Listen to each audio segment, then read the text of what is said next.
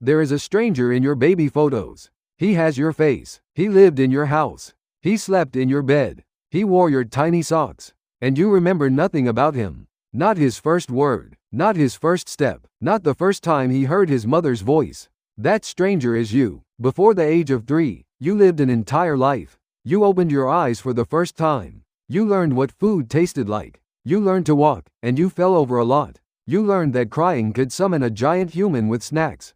Genuinely useful discovery, by the way. And then it all vanished. Most people think they know why. The brain was too young, too weak, too unfinished. But that's not really true.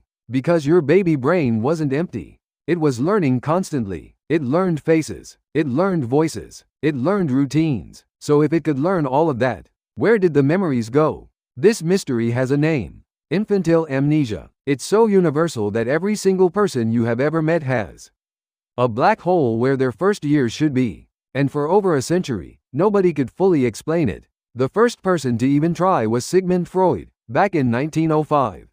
He didn't solve it. He just gave the void a name and walked away. So let's actually investigate. Because this isn't a case of nothing happening. This is a case of something disappearing. And there are 4 suspects. Suspect number 1, the brain was learning, but couldn't keep the receipts. For a long time, scientists assumed babies just couldn't form L memories. Then they tested it. In one classic experiment, researchers tied a ribbon from a baby's ankle to a mobile hanging over the crib. When the baby kicked, the mobile moved. At first, random. Then the baby figured it out. Wait, I control the ceiling toy. And the kicking became deliberate.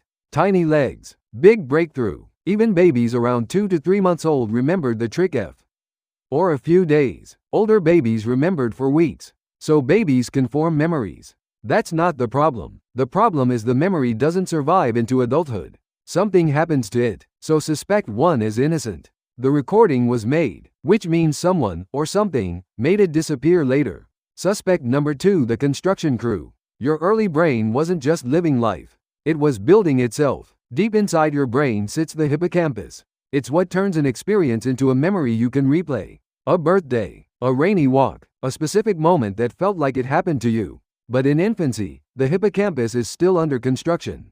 And construction is messy. Imagine trying to protect a photo album while someone renovates the entire house. Now imagine the renovation crew is made of brand new brain cells.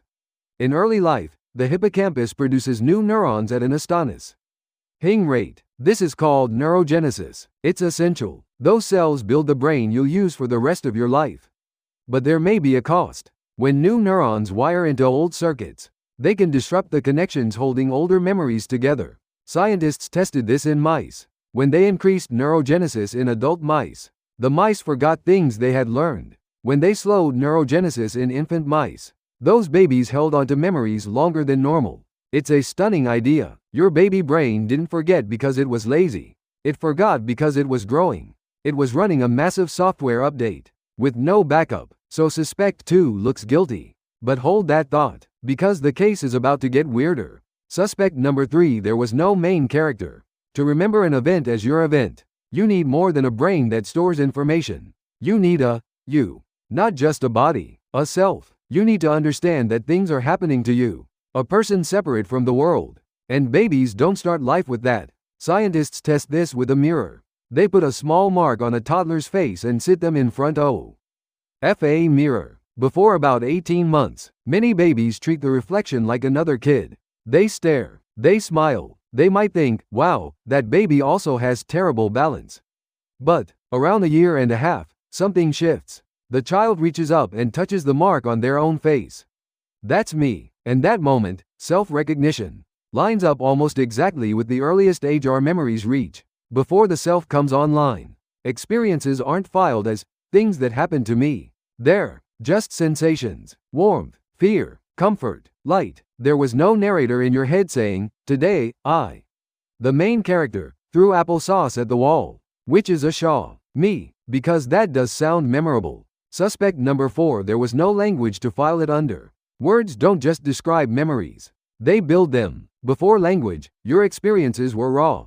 Sound, touch, smell, emotion. Words give those impressions a structure, a label, a folder. This was grandma's house. You were scared of the dog. You Bed that red blanket. Without language, a memory is a video file with no title, no folder, and no search bar. It might exist for a while, but good luck finding it later. This is why talking to children matters. When a parent says, "Remember when we went to the park?" they're not just being cute, they're teaching the child how to organize the past. And here's the proof. The age of your earliest memory actually depends on your culture. Among Maori communities in New Zealand, where storytelling and personal history run deep, first memories reach back to about 2.5 years old.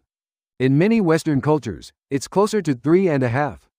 In some East Asian cultures, where early stories focus less on the individual, it's later still. Same human brain, different earliest memory. Memory isn't just biological, it's partly social. So we have 4 suspects: an unfinished brain, a construction crew that bulldozed the evidence, a missing main character, a missing language to file it all under. Case closed, right? Your memories were destroyed. Except, in 2025, a study out of Yale cracked the case wide open. Researchers scanned awake infants in an fMRI machine while showing them images of faces, objects, and scenes. These babies were between about 4 months and 2 years old. Later, they tested whether the babies recognized the images. And here's what they found. When a baby's hippocampus lit up more the first time it saw an age, that baby was more likely to recognize the image later.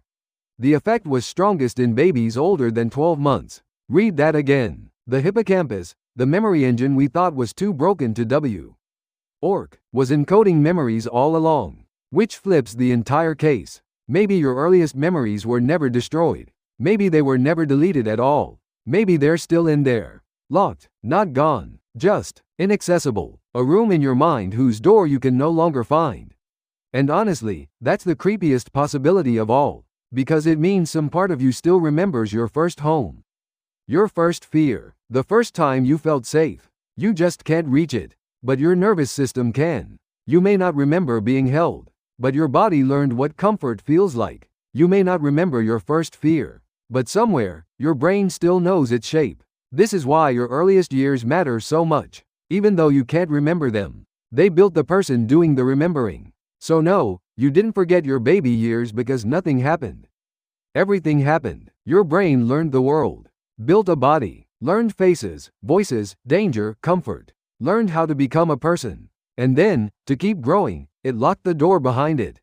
The baby in your old photo is you, but also, not quite. That baby was the first draft, the prototype, season 1, the version of you that had to disappear so the rest of you could exist. Your brain didn't fail to remember.